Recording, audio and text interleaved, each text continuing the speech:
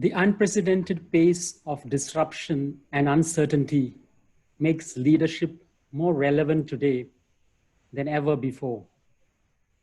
It's not position or power, but your leadership skills that help you to think in unique, creative ways. When faced with a crisis, a leader is forced to think and make critical decisions. A leader who empowers a team and gives the employees accountability increases the effectiveness of an organization. John Maxwell says that leadership is influence, nothing more, nothing less. Warren Bennis says leadership is the capacity to turn vision into reality. And Bill Gates says, as we look ahead into the next century, leaders will be those who empower others. Today, I have the honor of welcoming Greta Blash. Greta Blash has over 20 years of program and project management and business analysis consulting and management experience with world-class organizations.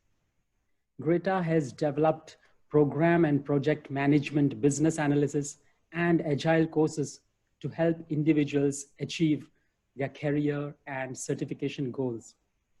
She has also published many articles and blogs on these subjects. Her strong knowledge and experience in the combined usage and integration of various techniques allows her to help teach and coach organizations on how these various techniques can be appropriately applied to ensure delivery of solutions that meet stakeholder expectations. She was selected by PMI to be a contributor for the PMBOK 7th edition and a reviewer for the current editions of the PMBOK, Program Management Guide, Earned Value and Estimating Practice Guides. She was a SME for the BA Standard and Benefit Realization Practice Guide. She's a frequent presenter at worldwide project management and business analysis and agile events. Welcome to this talk, Greta. Thank you very much. I'm glad to be here. I'd like to begin by asking you, what do you think are 3 traits that a project manager or leader should have to thrive in a disruptive economy? Well, first of all, I think you have to be flexible.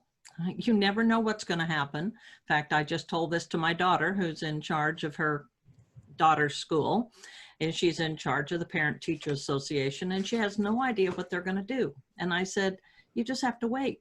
Be flexible. Don't try to do everything at once. Try and take it as we go, because who knows what's going to happen. The second thing is the whole idea of emotional intelligence is so critical. You're working with people, you have to understand yourself, how you react, and then therefore how they react and how you're going to react with them. The third one is a little bit more technical, and I think it's more that you have to be a problem solver. You've got to take the situation and figure out what to do about it, and then be organized enough to be able to deliver some sort of result. 3 interesting points: flexibility, emotional intelligence, and a problem solver. Coming to crisis response, how does a leader respond to a crisis? And what is some of the important part of that response?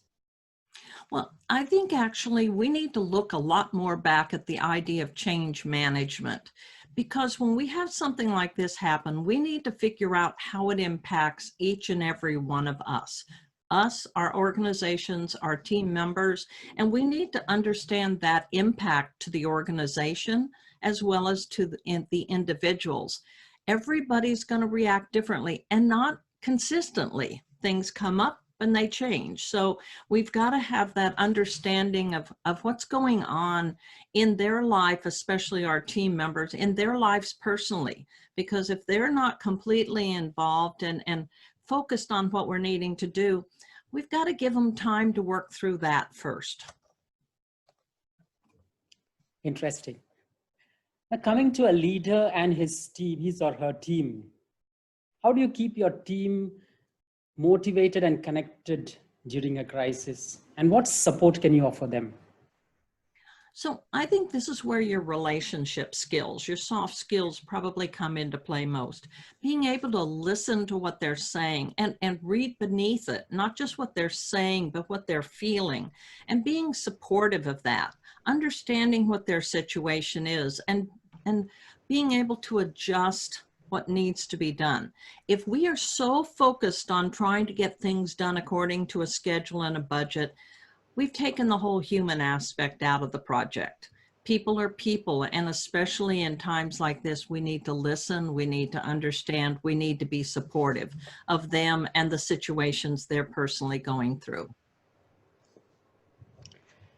Coming to challenges, if you look back at your career, what is the one of the big challenges that you have faced as a project manager or as a leader?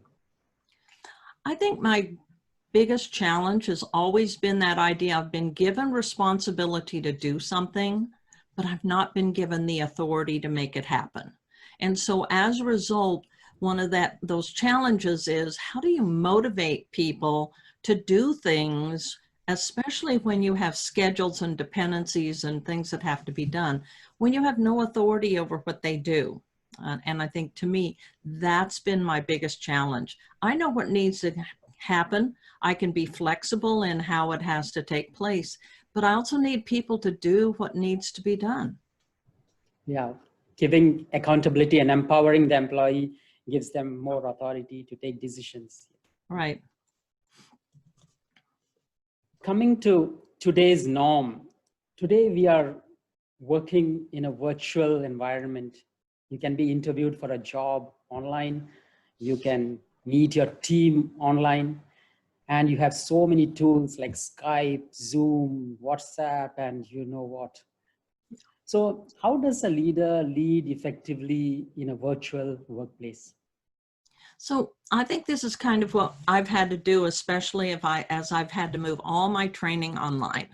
So as a result, I don't have the ability to really understand what they're thinking, where their questions are. So I have to make sure that we have the videos on so that I can see their body language, at least their facial expression. But we need to get them involved. We need to ask questions. We need to encourage discussions between the various people. I just taught a class, and yeah, it was hard to get it done on time because we had so much discussion, but the discussion is what adds to the class. Otherwise, somebody could just go sit and listen to it online, but it's that interaction with each other, and that's what you want. So it's that virtual co-location. Yeah, and in such meetings, you have these two problems. You can have one subject matter expert who tries to dominate the proceedings. And on the other side, you have people who just are not very comfortable in a virtual setting and they would not speak. So how does a leader get to participation from everybody? Well, I think you have to be careful. You can't call people out. That's one of the reasons I like more the camera on rather than out, because I don't know if they're really there or not. And I don't want to call on them if they're not, because I know things happen. They may have to step aside, but you also have to know the people. You need to understand where they can contribute. And so being able to ask, not necessarily answers to what you're asking, but kind of their input based on their background. But yeah, it's a skill, let's put it this way. But I think we have the same thing when we're facilitating a meeting. We have people that need to answer. We can do that round robin brainstorming if we have to, but you want to get to the point where people feel comfortable adding something in. Coming to risk management, many companies worldwide were taken by surprise when this COVID-19 pandemic struck.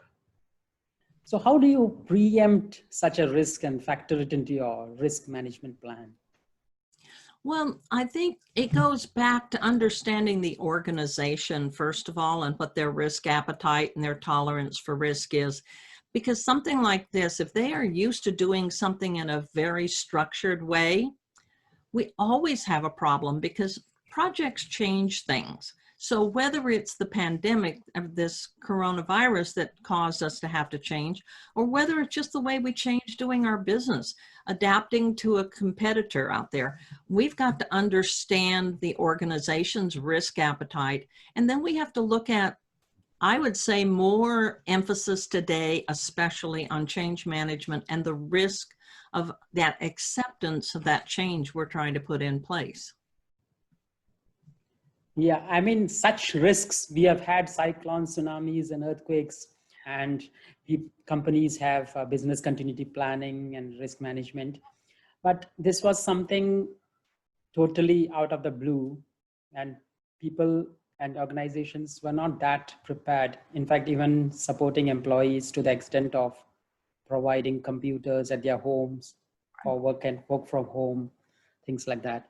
So it has been a big challenge for companies worldwide to adopt to this new norm, so to say.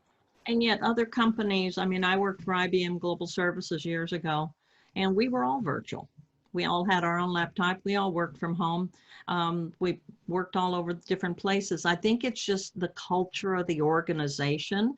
And once again, that whole change management of, you know, things are going to happen. I mean, I'm living in San Diego where we have earthquakes all the time.